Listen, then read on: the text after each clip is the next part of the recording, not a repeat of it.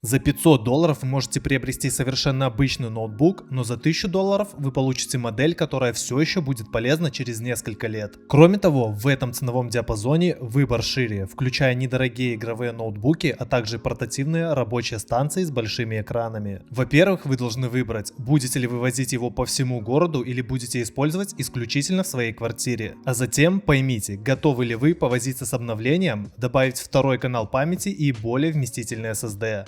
Или вы хотите сразу получить готовое решение. В общем, топ-10 лаптопов до $1000. Смотри это видео до конца, там как обычно самые интересные модели. HP Pavilion 14, тонкий и легкий ультрабук, всего 1,4 кг. Экран с диагональю 14 дюймов, разрешением Full HD и яркой IPS матрицей. Процессор 1125G4 хоть и относится к де-юре младшего семейства Intel Core i3, но де-факто владеет уже 4 физическими ядрами и 8 виртуальными вычислительными потоками. Hyper-Threading. А вот встроенная видеокарта слабенькая. Intel UHD с 48 кластерами графических микроядер. Объем оперативной памяти и SSD насчитывает минималистичные 8 и 512 ГБ, зато установлена лицензионная OS Windows.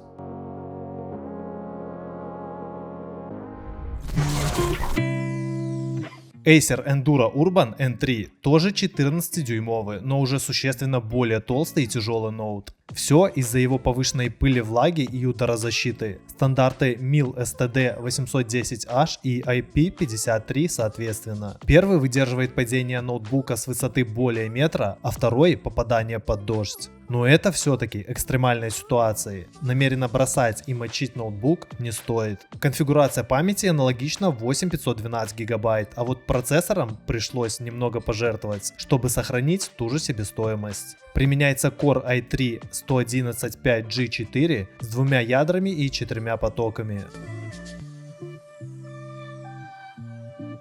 Кстати, интересный факт, что первый портативный компьютер был IBM ThinkPad 700C, представлен аж в 1992 году. IBM ThinkPad 700C стал важным шагом вперед в эволюции ноутбуков, так как это был один из первых ноутбуков с цветным экраном и трекболом. Кроме того, это был один из первых ноутбуков, получивших широкое распространение на бизнес-рынке. 30 лет, Карл, производятся ноутбуки. Без сомнения, ноут в наше время должен быть у каждого. Так, что-то я отвлекся, погнали дальше. 2i Imaginary 15, ноутбук украинского бренда со сбалансированными характеристиками. Дисплей 15 дюймов Full HD IPS открывается на 180 градусов, солидные 16 гигабайт оперативной памяти, второй свободный слот SODI AIM для апгрейда до 32 гигабайт и твердотельный накопитель M2 объемом целый терабайт. Процессор используется Core i5 115 5G7 с увеличенным до 28 Вт энерголимитом. Он позволяет ему бесконечно долго работать в режиме авторазгона Turbo Boost. Сделан ноут на 2/3 из алюминия, имеет многоцветную подсветку клавиатуры и умеет заряжаться через USB Type-C, то есть даже от пауэрбанка мощностью 45 Вт.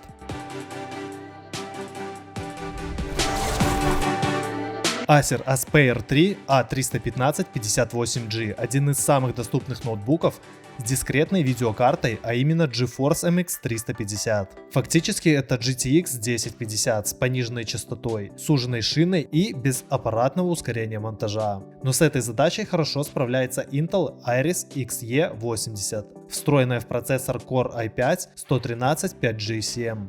Конфигурация памяти и SSD стандартная 8512 ГБ. В игровом плане по плечу GeForce MX 350, только киберспорт, Dota 2, CSGO, FIFA и Warzone. Для сюжетных блокбастеров, например Cyberpunk, все же нужен специализированный геймерский ноут.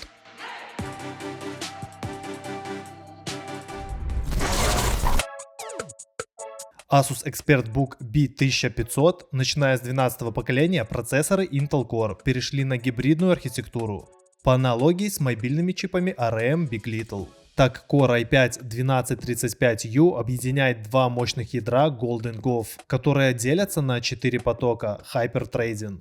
с 8 энергоэффективными ядрами Graceland. Итого выходит суммарно 12 потоков, что в 1,5 раза больше, чем было у Core i5 11 поколения. При низком тепловыведении всего 15 Вт. Матрица же экрана применяется AWV, широкие углы обзора, но яркость и контрастность ниже, чем у IPS.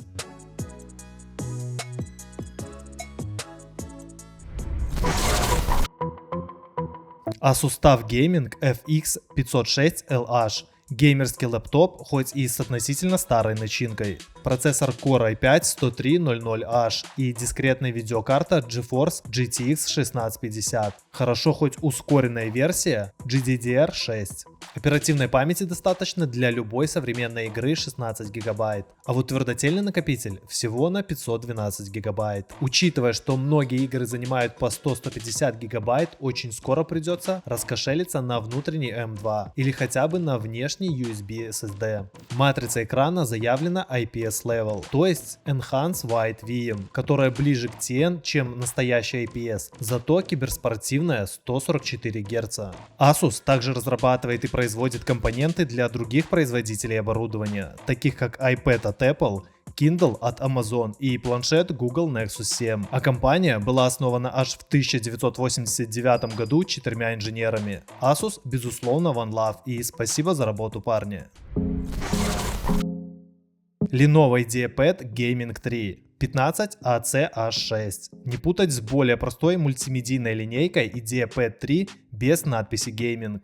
Несомненно, лучшая за $1000 комбинация процессора и видеокарты Ryzen 5 5600H и GeForce RTX 3050 с технологией DLSS и Ray Tracing. Дисплей тоже хорош, IPS и 120 Гц. А вот 8 ГБ памяти и 256 ГБ SSD, пусть даже с дополнительным терабайтным HDD, будут узким бутылочным горлышком в играх. Хорошо, что все это можно проапгрейдить без потери гарантии и существенно дешевле, чем покупать нафаршированный сразу на заводе геймерский ноут.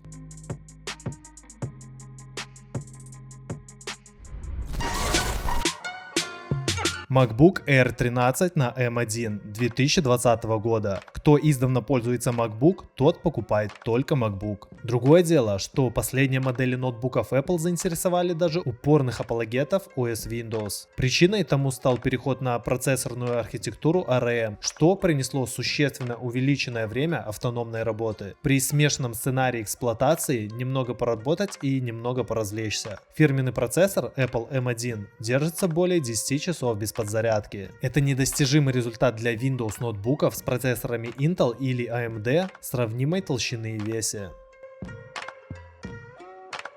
Выбрать всегда есть из чего. Пиши в комментариях, какой ноутбук ты бы еще добавил в эту категорию, а в этом видео можешь подобрать себе подходящий игровой монитор к своему ноутбуку. И про подписку и лайк не забудь.